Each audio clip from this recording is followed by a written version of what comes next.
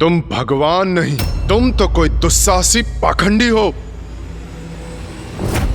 जो हमारे प्रभु होने का ढोंग कर रहा है। दुस्साहस तो तुम कर रहे हो सूर्यदेव, अपने भगवान जलंधर को पाखंडी बुलाकर।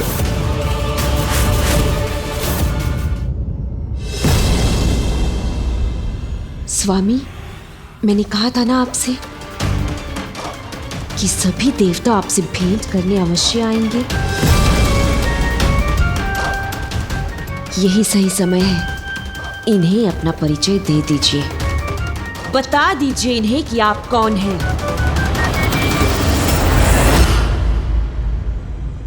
उचित कह रही हो वृंदा, महादेव नहीं, सर्वश्रेष्ठ जलंधर हूं मैं, जलंधर हूं मैं, जलंधर हूं मैं। तुम सबका वास्तविक भगवान। आज से तुम्हारा वास्तविक शिव, और यह है मेरी पत्नी साक्षात शक्ति। जलंधर, तो इसी को लेकर प्रथम पूज्य गणेश जी, ब्रह्मदेव और ऋषि अगस्त ने महादेव से अपनी चिंता व्यक्त की थी। और यह है वास्तविक कैलाश, जो आज तक संसार की दृष्टि से छिपा हुआ था। किसने बनाया इन्हें शिव और शक्ति? ये हो क्या रहा है यहाँ? विश्वास नहीं हो रहा ना तुम्हें, किंतु इसमें तुम्हारा कोई दोष नहीं। उस मायावी शिव ने अपनी शक्ति दिखाकर, अपना क्रोध दिखाकर तुम्हारे मन में भ्रांति उत्पन्न कर दी, और तुम उसका विश्वास करने में विवश हो गए, अंधे भक्त बन गए। साधारण देवता हो ना, भूल करना तुम्हारी पहचान है, किंतु तुम्हारा भगवान होने के नाते तुम्हारे सभी दोष, सभी भूल क्षमा करने के लिए तैयार हूं। किंतु उसके लिए तुम सबको मेरी शरण में आना होगा। इसका दुस्साहस तो सभी सीमाएं लांघ चुका है। ओम जलंधराय नमः, ओम जलंधराय नमः, ओम जलंधराय नमः का जाप कर यज्ञ की आहुति दो। बंद करो ये अनर्गल प्रलाप। कल तुम्हारा जन्म हुआ है और आज तुम महादेव का स्थान लेने चले हो। अद्वितीय मूर्खता है ये। तुम्हें ज्ञात भी है कौन है महादेव? अनादि अनंत अविनाशी है महादेव। हमारे, तुम्हारे और सभी के भगवान है महादेव। शिव को भगवान मानना तुम्हारी विवशता थी, समझ सकता हूं मैं, किंतु अब तुम्हारा वास्तविक भगवान तुम्हारे समक्ष खड़ा है। चिंता मत करो, मैं सगोरी शिव से तुम्हारी रक्षा करूंगा। बस मेरी पूजा करो, मेरा मंत्र जपो, मुक्ति पा जाओगे उस मायावी शिव की माया से।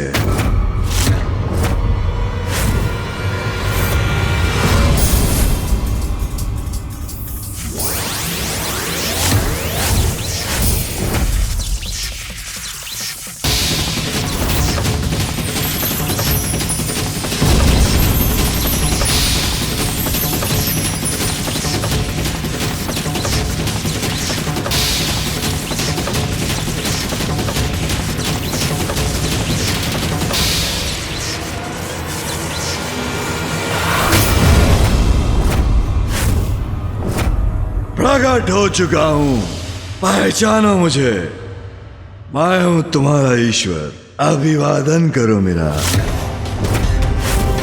ओम जलंधराय नमः का जाप करो, कल्याण होगा। जाओ, जाकर मंथन करो, अपने भीतर का सत्य उजागर करो, और लौटकर मेरे शरणागत बनो। उसी में तुम्हारा उद्धार निहित है।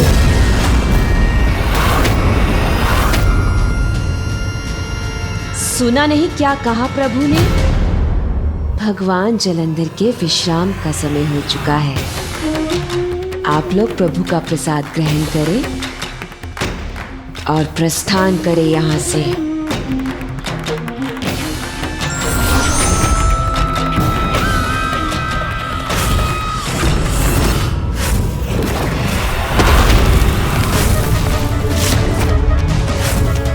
सेविका,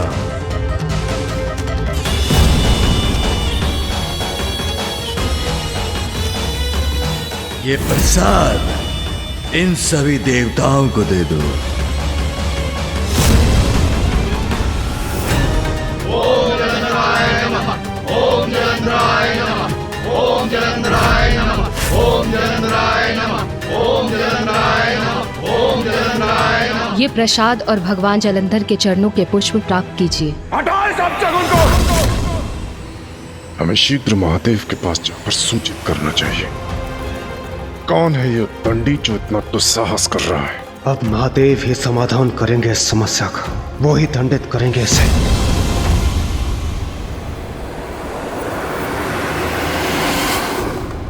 महादेव देखने में वो आप ही का प्रतिरूप। हाँ प्रभु, और वो स्वयं को वास्तविक ईश्वर कहता है। स्वयं को ईश्वर कहता है? उसका इतना दुस्साहस! इतना ही नहीं प्रभु, उसने अपने लिए कैलाश के प्रतिरूप का भी निर्माण कर लिया। अब वही उसका निवास होगा। हाँ पिताश्री, कैलाश का वो भद्दा और भड़कीला प्रतिरूप तो हमने भी देखा है। इतने स्वर्ण आभूषणों और रत्नों से लदा हुआ है वो कि कोई भी उसे चाह कर भी अनदेखा नहीं कर सकता। कैलाश तो वो पावन स्थान है जहाँ भोग विलास की किसी सामग्री का कोई स्थान नहीं। भक्ति की सरिता बहती है यहाँ। कैलाश का प्रतिरूप करने वाला उसका इतना मन भी नहीं समझ सका। प्रभु, कौन है ये दुष्ट उद्दंड पाखंडी जलंधर? देवराज इंद्र, आपका अहंकार जिसके जन्म का कारण है, अंततः आपकी उससे भेंट हो ही गई। ये क्या कह रहे हैं महादेव? इंद्रदेव है उसके जन्म का कारण? देवराज पर छोड़ी गई मेरी क्रोधाग्नि का प्रतिफल है जलंधर।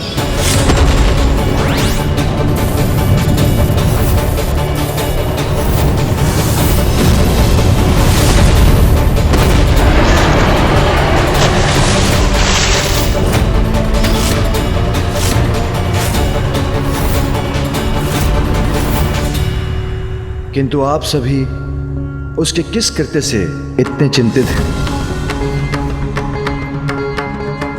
पिताश्री समझ क्यों नहीं रहे हैं? वो उन्हीं से स्पर्धा करने का अपराध कर रहा है। पिताश्री अभी भी संकट को गंभीरता से क्यों नहीं ले रहे? किंतु प्रभु वो जो कर रहा है वो अत्यंत गंभीर है, स्वयं को भगवान कह रहा है।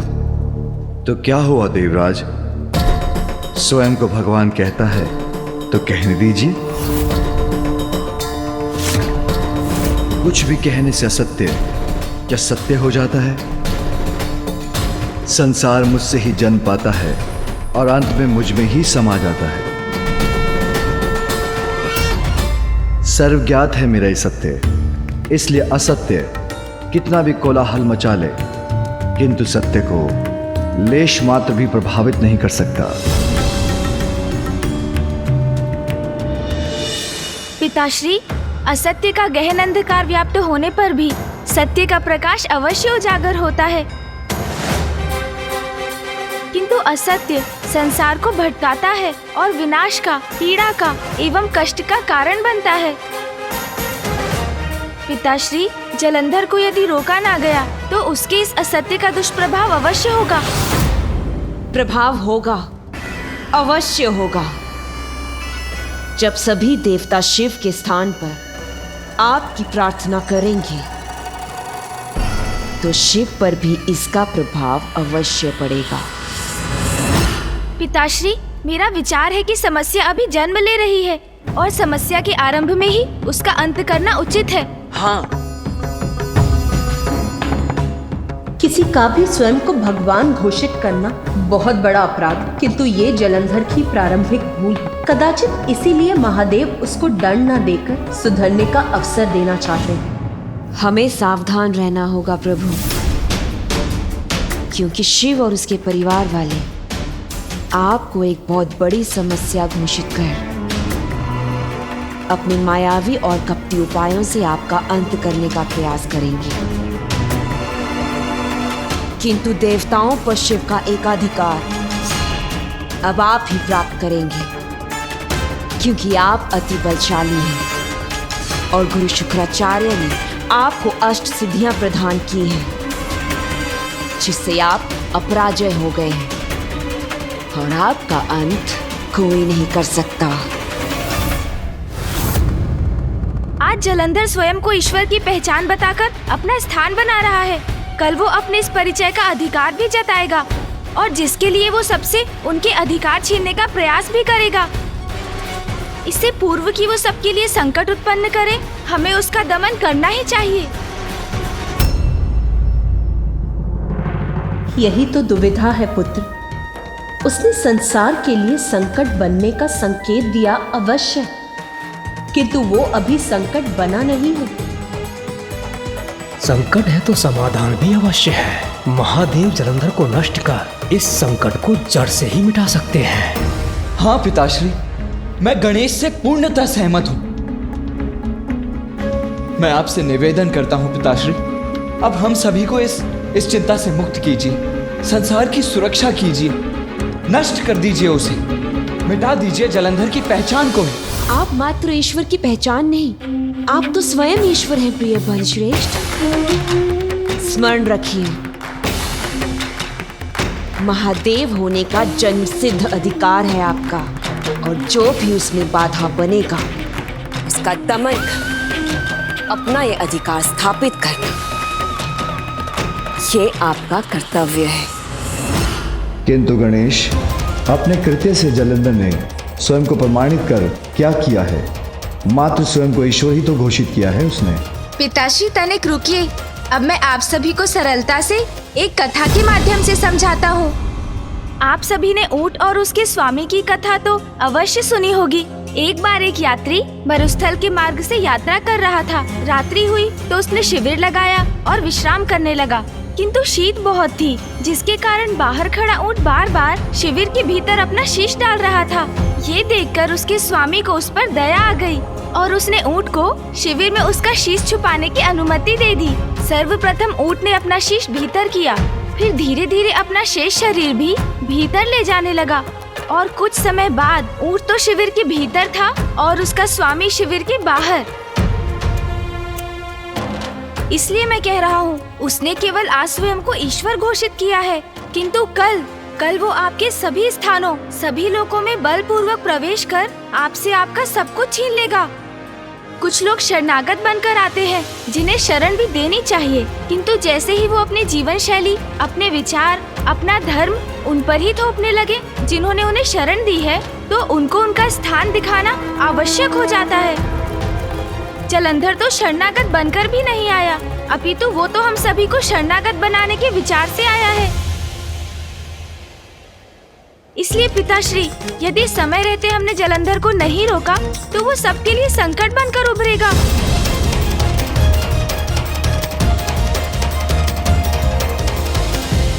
पुत्र गणेश, यदि जलंधर स्वयं को ईश्वर कहता है तो सत्य ही तो है।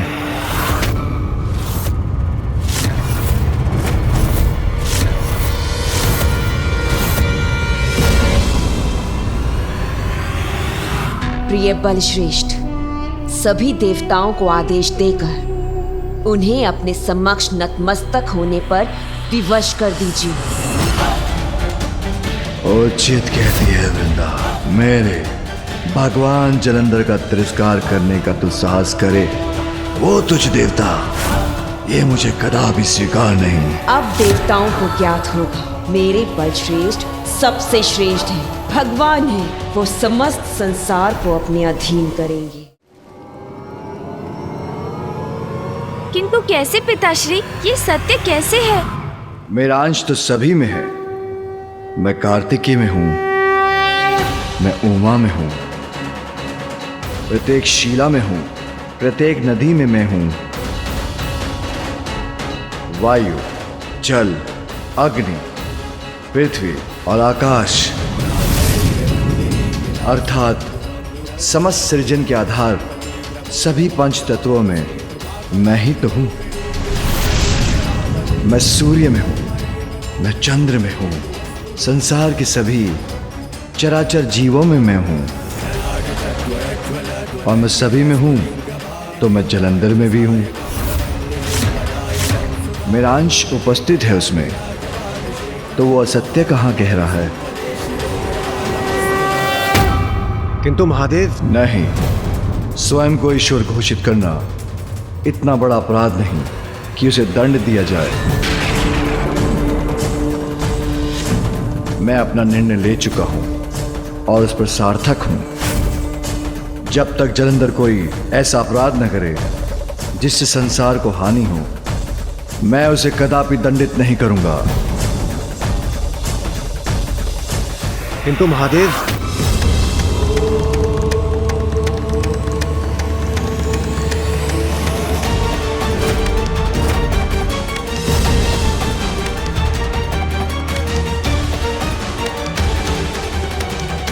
महादेव ने अपना निर्णय सुना दिया। यदि उनके अनुसार अभी कुछ करने की आवश्यकता नहीं है तो हमें भी प्रस्थान करना चाहिए। अब आप सभी हमें प्रस्थान करने की अनुमति दीजिए।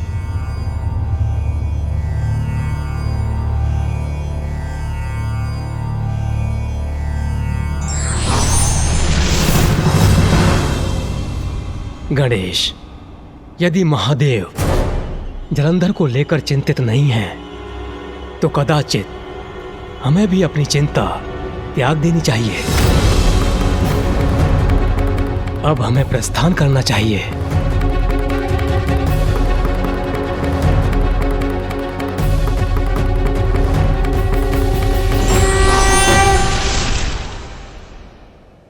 पुत्र गणेश, मुझे ज्ञात है इस घटना से तुम्हारा मन बहुत अशांत है। जब यह नवीन लोक उत्पन्न हुआ था तब मेरा मन भी बहुत व्याकुल हुआ था, किंतु जैसा कि ब्रह्मदेव ने कहा, यदि तुम्हारे पिताश्री शांत हैं तो हमें भी शांत रहना चाहिए पुत्र।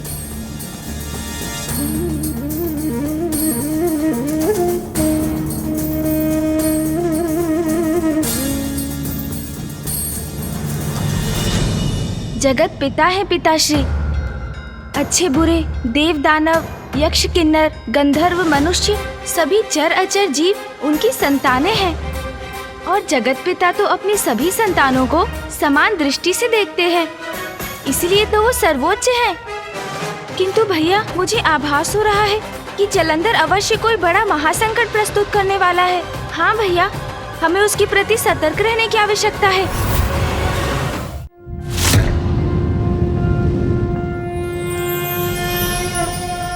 विकर्तनो विवस्वांश्च मार्तण्डो भास्करो रविः लोकप्रकाशकः श्रीमान् लोकचक्षुर्मुहेश्वरः लोकसाक्षी त्रिलोकेशः कर्ता हर्ता तमिस्त्रः तपनस्तापनश्चैव शुचिः सप्ताश्ववाहनः।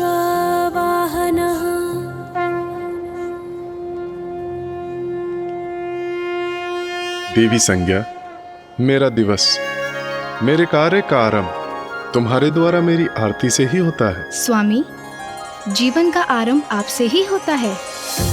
सभी प्राणी, समस्त प्रकृति, यहाँ तक कि वृक्ष आदि भी अपने जीवन के लिए आप पर ही निर्भर हैं। स्वामी, आपके उदय होने से नवीन दिवस का आरंभ होता है, इसलिए मेरा आपकी आरती करना उचित भी है और मेरा परम सौभाग्य भी। सत्य कहा तुमने प्रिय। अब हमें जाना होगा।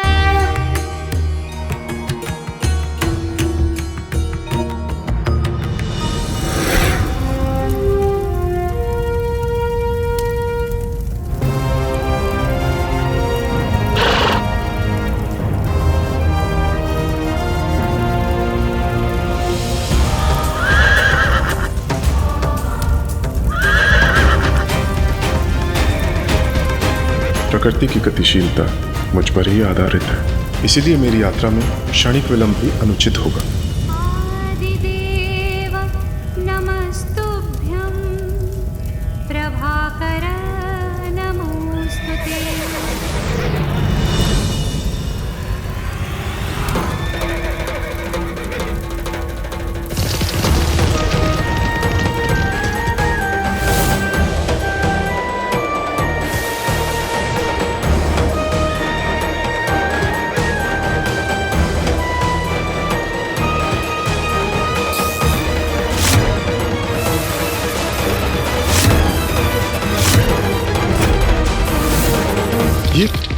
ये क्या आ गया मेरे समक्ष?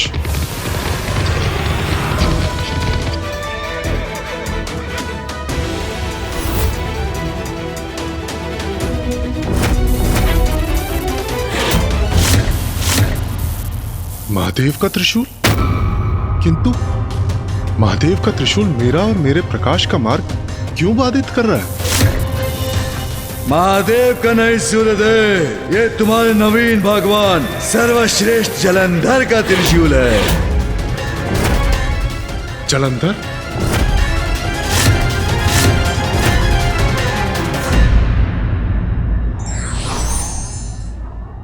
संकट को सामने देख हमें किसी भी प्रकार की शीघ्रता नहीं करनी चाहिए, अपितु सोच विचार कर कोई भी कदम उठाना चाहिए।